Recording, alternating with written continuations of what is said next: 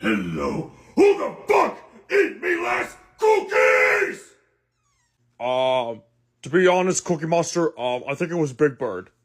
Are you kidding me, Grover? No, I don't even eat cookies. I only eat birdseed. Well, except I only eat my grandma's cookies when they're delicious, by the way. Well, excuse me, Big Bird. Who was the one who sold cookies to Prairie Dawn? It's probably Abby the Pussy Fairy. Oh, I'm sorry, Big Bird. Does your mom make you cookies? No. Yeah, that's right. I said it. Everyone shut your ass up! No, you shut up, Cookie Monster. Ah!